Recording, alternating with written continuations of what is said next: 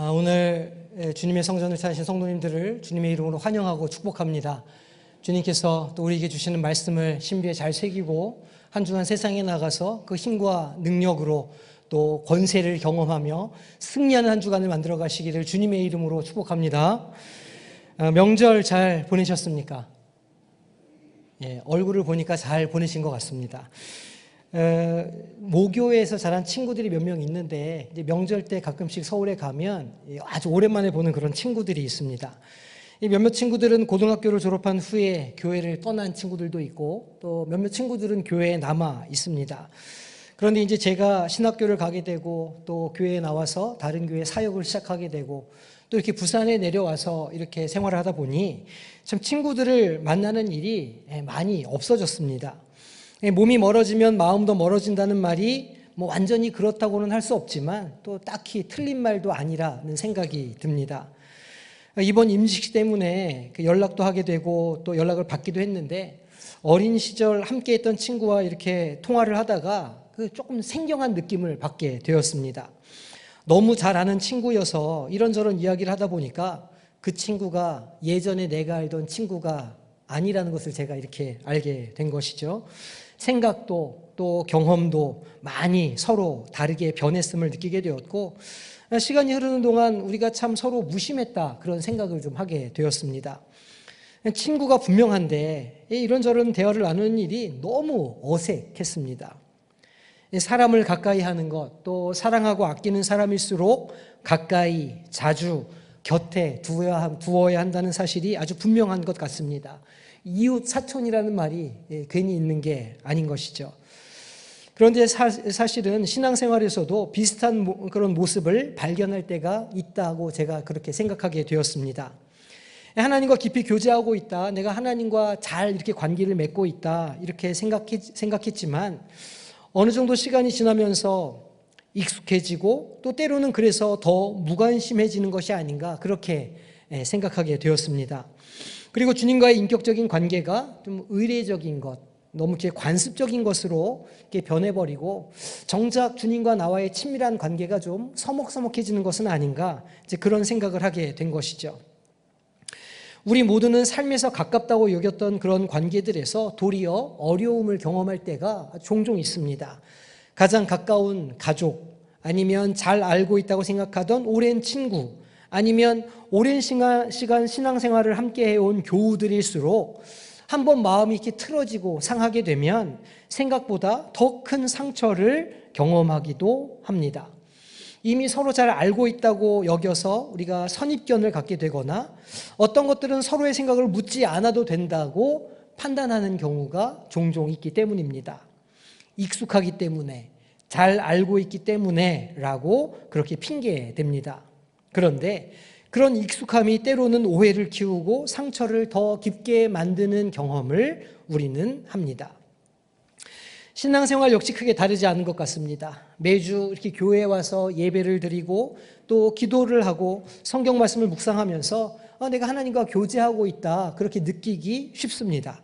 하지만 실제로 우리 일상에서 하나님과 그런 친밀한 관계를 맺고 있을까 생각해 보면 우리는 좀 질문을 하게 되는 것이죠. 삶의 여러 가지 결정을 할 때마다 하나님께 기도하며 지혜를 구하고 있는가? 또 어떤 상황들이 내 생각과 다르게 그렇게 펼쳐질 때에도 여전히 하나님의 뜻을 신뢰하며 온전히 하나님을 바라보는가 이렇게 돌아보아야 하는 겁니다. 특히 내가 기대한 방식과 내가 생각한 방식과 다른 방식으로 하나님이 일하실 때에 또 그것을 보게 될 때 우리가 당황하거나 때로는 삐지거나 할 때도 있지 않은가 생각해 보게 됩니다.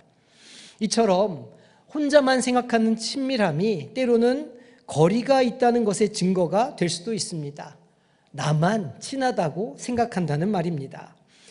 그래서 우리는 진정으로 사랑하는 이들의 마음을 이해하는 방법, 또 하나님이 우리를 어떻게 이끄시는지에 대한 열린 태도를 유지할 필요가 있습니다. 만약 그렇지 않으면 오늘 본문의 나사렛 사람들처럼 그 익숙함이 도리어 예수님을 배척하는 결과로 이어질 수도 있기 때문입니다.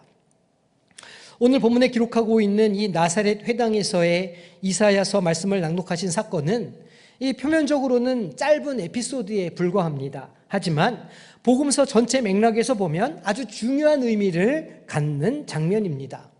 이 본문은 예수님께서 자기 자신을 구약의 메시아 예언과 직접 연결하시면서 오랜 시간 기다려온 메시아가 바로 주님 당신이심을 말씀하고 선언하시는 장면이기 때문입니다. 그런데 정작 예수님의 이 놀라운 선포가, 이 중요한 선포가 가장 먼저 전해진 장소가 고향이었다는 것, 가장 잘하는 이들이 모여있는 나사렛이었다는 것이 이 이야기의 의미를 더해줍니다. 얼핏 생각해보면 고향에 있는 가까운 이들이야말로 예수님을 가장 크게 환영하고 예수님이 공생의 사역을 시작할 때 축복하고 하나님의 은혜를 구하기 위해 기도해주는 사람이어야 한다고 우리는 생각하지만 그 본문에서 드러나는 실제 상황은 그것과 정반대의 모습을 보여줍니다. 예수님께서 회당에 들어가서 이사야의 말씀을 읽으셨습니다. 그러자 사람들이 예수님의 모습에 놀라워하게 되죠. 우리 22절 말씀 함께 합독하겠습니다. 그들이 다 그를 증언하고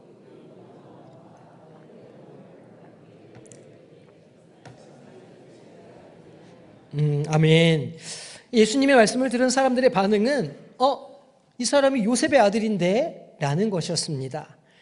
그 말씀을 경청하던 잠깐의 모습에서 이 사람들이 순식간에 모습을 바꾸죠. 그리고 격정적인 분노에 휩싸입니다. 심지어는 예수님을 죽이려고까지 합니다. 우리 29절 말씀 함께 한 목소리를 합독하겠습니다. 일어나 동네 밖으로 쫓아내어 그 동네가 건설된 상 낭떠러지까지 끌고 가서 밀쳐 떨어뜨리고자 하되, 예수님께서 그 자리에서 선포하신 복음의 내용이 무엇이었는데 고향 사람들이 이렇게 흥분을 해서 예수님을 떨쳐서 낭떠러지에서 밀어드리려고 흥분하게 만들었을까 참 궁금하게 만드는 것이죠. 본문을 살펴보면 예수님은 이사야서 61장의 메시지를 먼저 전하셨습니다. 가난한 자에게 복음을, 그리고 억눌린 자의, 포로된 자에게 자유를, 눈먼 자에게 다시 보게 함을, 눌린 자를 해방시켜 주시겠다는 말씀을 전하셨습니다. 그리고는 뭐라고 말씀하셨냐면 이 글이 너희 귀에, 오늘 너희 귀에 응하였다, 이렇게 선포하셨습니다.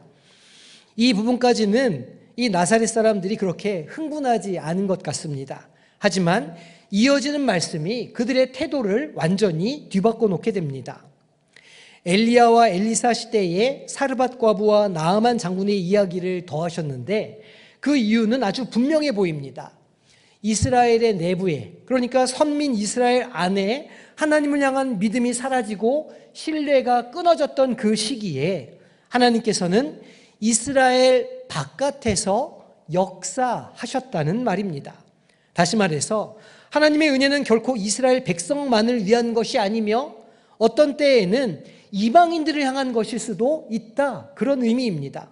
그리고 예를 들어서 그 과거에도 이방 지역과 이방 사람에게 임했다, 주님께서 그렇게 말씀하고 계시는 것입니다.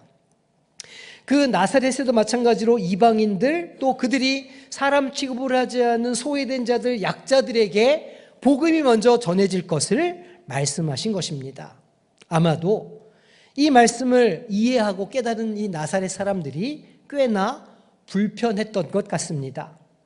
아니, 왜 우리 메시아가 선민 이스라엘이 아닌 이방인에게 구원을 베풀어야 하는가? 이렇게 질문했을 것이고 자신들을 무시하는 듯한 느낌을 받았던 것 같습니다. 그래서 화가 나기 시작했던 것이죠. 우리는 이 본문에서 편견과 익숙함이 어떻게 진리를 가로막을 수 있는지에 대해서 보게 됩니다. 나사렛 사람들은 예수님을 요셉의 아들 정도로만 생각했습니다. 그래서 자기들 삶에 약간의 변화, 기적, 그 가버나움에서 행했던 그 기적들을 자기 회당에서도 좀 보여주기를 원하는 그 정도의 기대감이 있었습니다. 이 나사렛 고향 사람들은 예수님을 이미 잘 알고 있었다고 생각했지만 실은 예수님께서 메시아 되신다는 사실을 조금도 알지 못했던 사람들이었습니다. 익숙하다는 이유로 예수님에 대한 선입견을 가졌고, 주님께서 선포하신 구원의 메시지 역시도 기대와 다르다는 이유로 거부해 버렸던 것입니다. 예수님은 이 본문의 사건을 통해서 자기 고향뿐만이 아니라 모든 사람들에게 같은 메시지를 전해주고 계십니다. 이사야의 이 예언이 말하는 것처럼 하나님께서 원하시는 구원은 가난하고 억눌린 사람들을 회복시키시는 것이며, 죄와 질병과 외로움에 묶인 이들을 자유케 하시는 것입니다. 중요한 것은 그 대상이 특정 민족이나 종교적인 지위, 어떤 집단에 제한되지 않는다는 사실입니다. 나사렛 사람들은 스스로를 특별히 택함받은 민족이라고 여기며 예수님의 기적과 복음 사역이 먼저 자기들에게 적용되기를, 자기들에게만 적용되기를 원했습니다. 그런데 예수님이 도리어 과거에도 이스라엘 밖의 사람들이 먼저 은혜를 입었다, 오늘 임하는 이 말씀도 이 선민이 아닌 외부의 이방인들이, 약한 자들이 먼저 은혜를 받을 것이다, 이렇게 말씀을 하시니 그들의 마음이, 그들의 기대가 깨어지면서 크게 상했던 것입니다. 주님의 말씀은 그들의 교만과 독선을 건드리셨고 그들은 움찔하게 되었던 겁니다. 사실 이것은 오늘을 살아가는 우리의 문제이기도 하죠. 우리는 오랜 시간 교회에 출석하고 이런저런 종교적인 행위를 해오며 이렇게 신앙생활을 하고 있습니다. 그리고 그런 반복되는 행위들을 통해서 내가 잘하고 있다, 내가 예수님을 잘 믿고 있다, 그렇게 생각합니다. 내가 기도할 때 하나님은 이렇게 응답해 주실 것이고, 내가 기대한 대로 하나님은 이렇게 응답해 주실 것이라고 기대합니다. 하지만 막상 예수님께서 우리가 원치 않는 방향으로 인도하시거나 우리의 생각과 판단을 뛰어넘는 방식으로 일하시거나 혹은 응답하지 않으실 때 우리는 당황하게 됩니다. 그리고 때로는 화가 나기도 하고 때로는 하나님께 삐지기도 하는 것이죠. 왜 하나님이 이렇게 일하시지? 왜 하나님이 나에게 응답하지 않으시나? 왜 하나님이 저런 사람들에게 저렇게 일하시는데 나는 왜 내버려 두시나? 이렇게 생각하게 됩니다. 나사렛 사람들이 가졌던 특권의식과 배타성은 시대와 문화가 달라져도 여전히 우리 본성 속에 남아있는 악한 본성을 잘 보여주고 있습니다. 영적 교만과 독선이 얼마나 위험한가를 우리는 오늘 본문을 통해서 다시 한번 깨닫게 됩니다. 뿐만 아니라 이 장면은 예수님의 사역 전체를 예고하는 상징적인 사건이기도 합니다. 예수님께서는 이 사건 이후에 갈릴리 주변 지역을 두루 다니시며 핵심 지역 예루살렘이 아닙니다. 갈릴리 주변 지역과 이방을 두루 다니시며 복음을 선포하시고 가난한 자들에게, 그리고 이방 사람들에게, 병든 자들에게 치유의 복음을 증거하셨습니다. 늘 환영받으시는 것은 아니었습니다. 유대 종교 지도자들은 예수님이 율법을 어기는 자라 하나님과 자신을 동등하게 높인다라는 이유로 비난하고 박해했습니다. 결국 그러한 적대감이 쌓이고 쌓여서 십자가까지 이어지는 복음서 전체의 줄거리를 만들어내게 됩니다. 오늘 본문은 이 작은 첫 배척이 나중에 예루살렘의 큰 배척으로 확장되는 서막과 같은 그런 장면이라고 할 수 있는 것이죠. 하지만 예수님께서는 이러한 공격과 오해에도 굴복하지 않으셨습니다. 물리적인 공격, 정서적인 압박, 마음의 상함들을 개의치 않으시고 하나님의 말씀을 향해서 하나님의 섭리를 가지고 그 사역을 감당하셨습니다. 30절 말씀 함께 합독하겠습니다. 예수께서 그들 가운데로 지나서 가시니라. 아멘.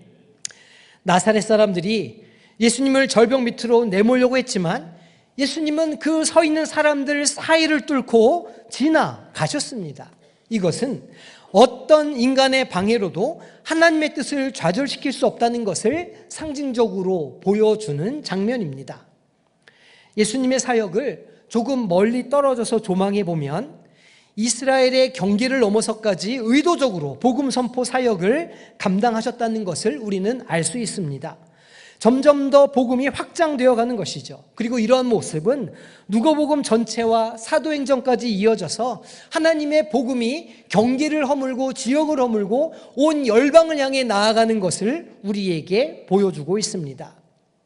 예수님께서는 유대인이라고 하는 이유로, 율법을 잘 지킨다는 이유로, 혹은 어딘가 사회적인 지위와 특권을 가졌다는 이유로 구원이 자동적으로 보장된다고 말씀하지 않으십니다. 도리어 그러한 자만심과 편견을 허물고 계십니다.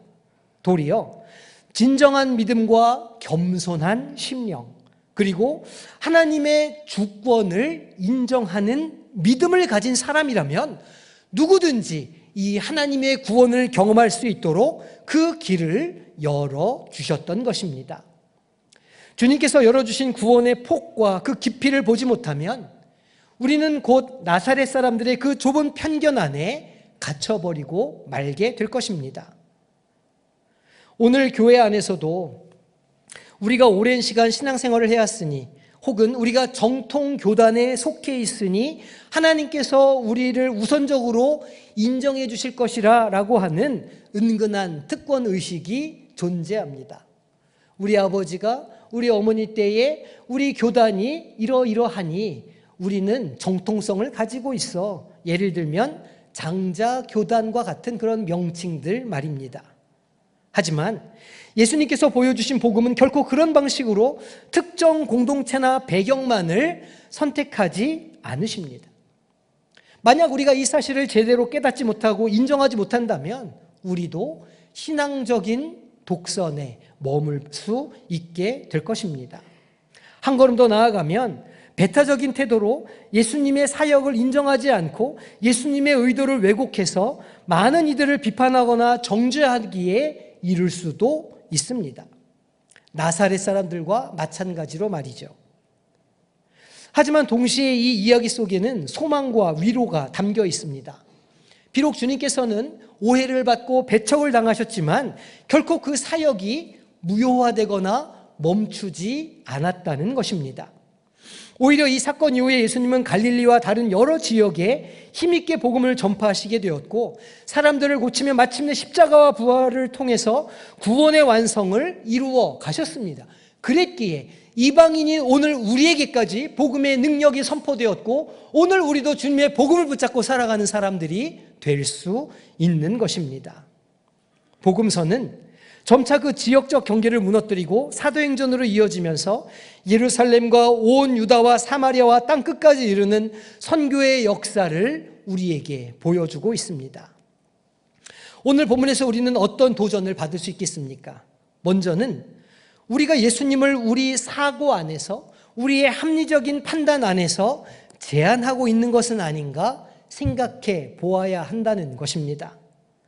혹시 예수님을 향한 기대가 내 모든 문제를 당장 해결해 주시고 내 기대를 우선 충족시켜 주셔야 된다라고 좁게 생각하고 있는 것은 아닌지 돌아볼 필요가 있습니다. 나의 판단과 나의 세계관과 나의 생각 속에 하나님을 가두고 주님을 가두어서 경계를 만들고 혹시 판단하고 있는 것은 아닌가 돌아보셔야 합니다. 나사렛 사람들이 그런 시선으로 예수님을 바라보다가 결국은 분노에 사로잡히게 되었던 것입니다. 둘째는 예수님께서 말씀하신 이 복음의 경계를 허무는 일을 나도 인정하고 감당하고 있는가 생각해 보아야 한다는 것입니다. 이스라엘 안에만 머물지 않았던 하나님의 은혜가 오늘도 교회 안팎을 넘어 다양한 사람들과 상황 속에 임하고 있다는 사실을 인정하고 계십니까? 하나님이 뜻밖의 사람이나 예기치 않은 방법을 통해서 일하실 때에, 혹은 교회가 상상하지 못했던 장소에서 복음이 증거되는 현장을 마주할 때에 그것을 진심으로 기뻐하고 함께 참여하려고 하는 마음이 우리 가운데 있는가 생각해 봐야 합니다. 셋째, 이 본문을 통해서 하나님의 구원 계획이 개인의 완악함이나 군중의 겁으로 결코 멈추어지지 않는다는 것을 인정해야 합니다. 예수님께서 나사렛에서 생명의 위협을 받으셨음에도 불구하고 그 사역을 멈추지 않으시고 결국은 십자가와 부활에 이르기까지 그 사명을 완수하셨다는 사실은 우리가 오늘 어떤 형편에 처하더라도 하나님을 향한 소망을 놓지 말아야 함을 가르쳐 주는 것입니다. 내 주변 사람이 복음을 거절하거나 혹은 내가 속해 있는 공동체가 분열과 갈등을 겪는다고 해서 하나님이 계획하신 선한 목적이 끝나거나 실패하는 것은 아니라는 것입니다. 마지막으로 이 본문은 우리의 익숙한 관계 안에서도 얼마든지 오해와 배척이 일어날 수 있음을 경계합니다. 나사렛 사람들은 예수님의 어린 시절을 보고 자랐지만 예수님을 온전히 알아보지는 못했습니다. 혹시 우리도 가족이나 오랜 친구, 교우들을 잘 알고 있다고 착각해서 그들의 새로운 변화를 겪을 때 낯설어하고 혹은 그것을 부정하거나 밀어내는 모습은 없었는지 돌아보아야 합니다. 하나님께서는 우리가 생각하는 틀을 뛰어넘어서 역사하시는 분이시기에 우리의 가까운 이들조차 예상치 못한 방식으로 변화시키고 사용하실 수 있다는 것을 우리는 믿음의 눈으로 고백해야 하는 것이죠. 소파에 늘 누워있는 우리 아들과 딸이, 매일 보는 아내와 남편이, 도무지 예의라고 없어 보이는 옆집 아저씨에게도 하나님의 역사가 일어날 수 있다는 것을 인정해야 한다는 것입니다. 결국 오늘 본문에 기록된 나사렛 회당 사건은 예수님의 정체성과 하나님의 구원이 가지는 깊이와 너비가 어떠한 것을 보여주며 동시에 인간 본성의 악함과 협소함을 드러내고 있습니다. 설령 우리의 믿음이 작아서 예수님을 제한하거나 교회가 우리 틀에 갇혀 이방인과 낯선 이들을 배척한다고 할지라도 하나님께서는 역사의 현장에서 계속해서 새로운 문을 열어가시며 복음의 길을 열어가신다는 사실을 오늘 본문은 분명하게 보여주고 있습니다.